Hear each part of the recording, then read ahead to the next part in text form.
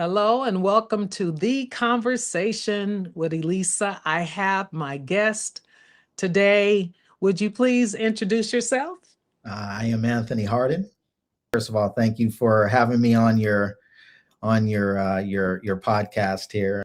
Thank you so much for joining us. I am thrilled. This is our first episode, and this is a space about being truthful, leading with honesty, and creating room to express about everything. So let's get into it. Let's start with this. When you think about your upbringing, what do you feel shaped you the most? That's a good question. That's a very good question. Well, let me tell you what I've thought about my upbringing over the years. For full transparency, okay, I am the product of an adultery. Very good. Let's Well, get it. um, as I stated before, I'm the product of an adultery. My father was a married man when he met my mom, and he I believe was running from God and had been running from God for years. His background, from what I understand, really coming from the church, he didn't want to accept what was a call on his life, and he decided to act a little crazy and act out. And in that, time, I mean, I ended up being here, and along with my brother and a couple others. Okay. um, um, but in that period, realistically, when he did give his life to the Lord, for the first 5 years of my life, I had him. He lived with me. After he gave his life back to the Lord, he had to leave his wife. I mean, not leave his wife, but he had to leave me and go back to his family because he could no longer run. And it's ironic because, and then I'll get into his original family and his wife and his kids, because there's some incredible people, my siblings and their mom. But when he gave his life back to the Lord, I saw what I could remember of who he was at that point. And how it shaped me is basically I ended up wanting or even trying to be a lot like him in that regard. And through all of the gamuts, through the crazy thinking, all the way to the fact that, giving my life to the Lord and ministering for God and doing all of that. So the upbringing, with all the stories and what I've heard about his life growing up in ministry and growing up in the church and all of that, it can put pressure on you. But at the same time, you have to understand, when you have your own relationship with the Lord, what it is that he wants for you to do. So it's been a journey. It has been a journey, a long journey. But I think where I'm at today, in hindsight, looking at everything, because you can't connect the dots looking forward. You can only connect them looking backward. You can see where the hand of God has been in your life and what he has done to just get you to where you are right now. So knowing what I know, knowing how I was raised, understanding the dynamics of that time and how things progressed and what kind of happened, I'm thankful for where God has brought me. I really am, and I'm excited about what he's doing now, but even more so about what he's going to do in the future. Can I ask you, you said at the age of 5 years old is when your father left you. Yes.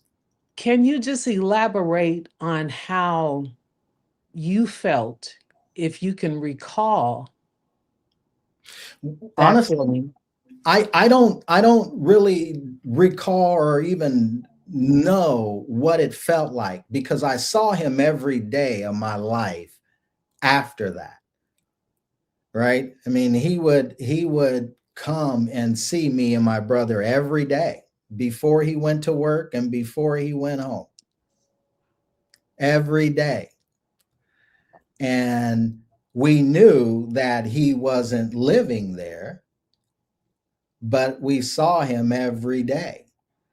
And during the summers when school was out, because he had two businesses, as he grew or as we grew up, we would go work with him in his businesses. So we spent time with our brothers and sisters, and also during those summers, he would take us out of state to go visit our grandmother, his mother, in Missouri. So we saw him every day. He just didn't live with us, right? Okay. Right, and it wasn't until we got a little older that we understood why. We didn't know why first, but then when that understanding came, we realized, oh, okay. But when you're that young, you don't understand the dynamics of relationships and things like that. You just know that this is your reality. At what age was it that you understood what had happened? Probably probably 8 years old. Okay. I knew what was going on at that time. And, during that time in the 70s and during and the early 80s, I growing up as latchkey kids and things like that, you grow up quick. You have to grow up quick. I remember walking to my elementary school at 6 and 7 years old by myself, which is around the corner from where I used to live, King Elementary. And I remember walking to that school by myself, that young. No way you would let a kid do that today. But back then, it was just a different time. And the understanding of certain dynamics, especially as it related to my father not being married to my mother, but also having a wife and a family at that time. Okay. You're pretty smart because 8 is pretty young. Yeah. Let's transition a little bit and talk a little bit about the other family, Hmm. that dynamic, your relationship with the other family. Now or then? Then, Then it was then, contentious. It was okay. contentious, especially with the boys, the sons. The sons, I mean, everybody knew about my brother and I, but there was no acceptance there, right? There was no acceptance there. So growing up as kids, and mind you, they're older than me. They're probably approximately 6 to 8 years older than I am. Okay. And being that young and then seeing them, there would always be contention because their um, response to seeing my brother and I was always wanting to physically beat us up, is what they would try to do, right? And